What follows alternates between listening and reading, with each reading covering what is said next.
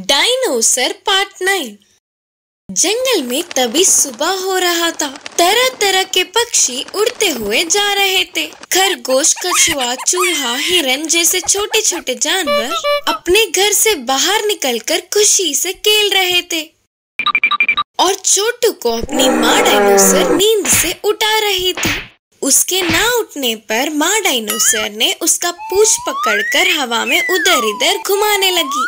तो छोटू नींद से जाग के बहुत ज्यादा चिल्लाने लगा। तो माँ ने हंसते हुए उसे नीचे उतारा। आलसीपन छोड़ो और चलो, खाने के लिए जाते हैं। तो छोटू ने जवाब दिया, ठीक है चलो माँ। बोलते हुए माँ के पीछे पीछे जाने लगा छोटू डायनासोर। माँ डायनासोर और उसके पीछे ही छोटू डायनासोर को जाता हुआ सभी जानवरों ने देखा। तभी कहीं दूर से इनसे मार खाने वाला शेर भी उन्हें देख रहा था। उस रामेश्वर ने बच्चे को माँ के पास छोड़ गया होगा शायद। ये छोटू डायनासोर कभी न कभी तो हाथ आएगा ही ना। आज तो कैसे भी इसका काम तमाम करना ही होगा। ऐसे दोनों डायनासोर को शेर फॉलो कर रहा था। बड़े डायनासोर ने रास्ते में दिखने वाले खरगोश, कछुए, चूहा, हिरन इन सब से छोटू से परिचय कराया। दूर का शेर जासूसी करते हुए देख रहा था। माँ डायनासोर और छोटू आखिर में एक बड़ी नदी के पास आते हैं। छोटू, ये नदी को पार करे तो उधर हमें बहुत सारा जरूरतमंद भोजन मिलेगा। तुम जाकर अभी मिले हुए दोस्तों के साथ खेल लो। तो छोटू डायनासोर मान गया। एक बात और, जब तुम गांव में थे तब सब तुम्हें देखकर डरते थे, क्योंकि वहाँ तुमसे ज्यादा बलवान कोई नहीं था। पर इस जंगल में तुमसे ज्यादा बलवान बहुत लोग हैं। बोलकर माँ डायनासोर ने संभाल कर रहने को कहा। मेरा कोई कुछ नहीं बिगाड़ सकता। ठीक है माँ, आप जाओ।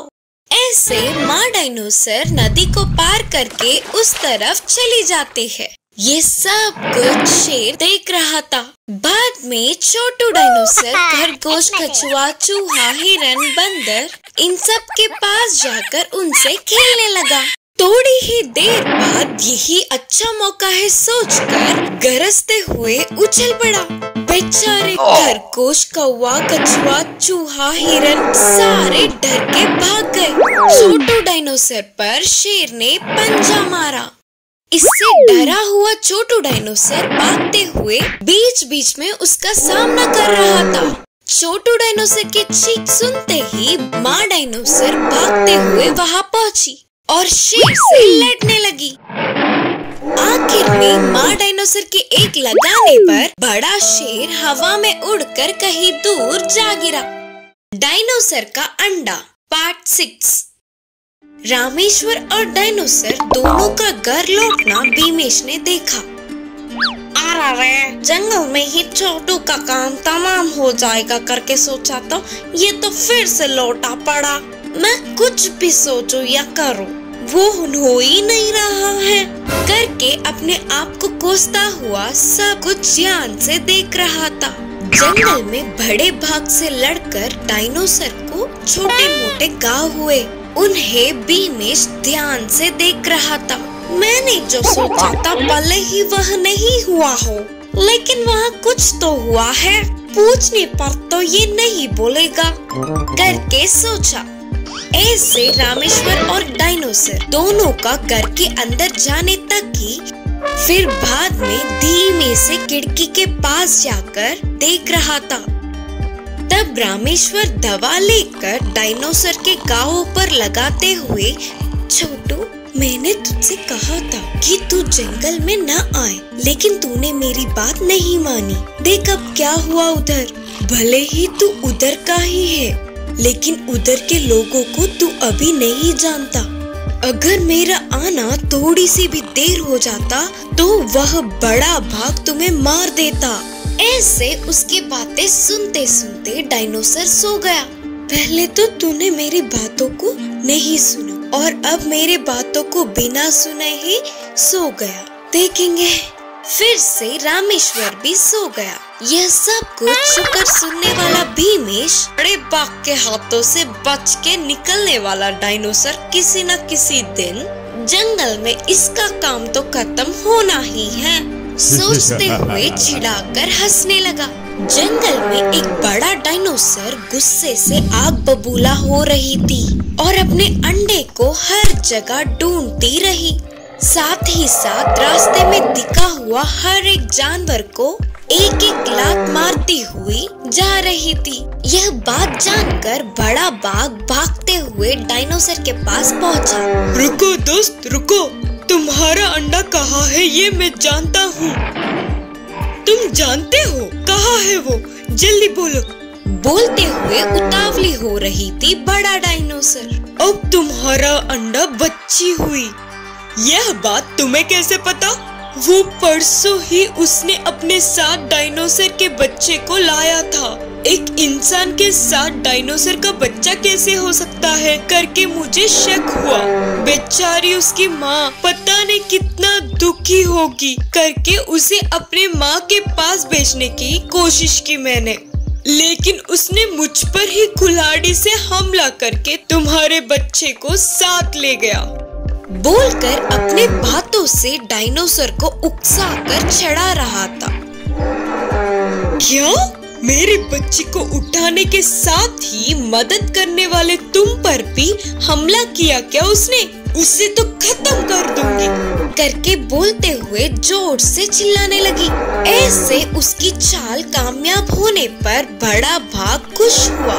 फिर बड़ा डायनासोर और बड़ा बाघ दोनों ही रामेश्वर के लकड़ियाँ काटने वाले जगह पर आकर उसकी राह देखने लगे।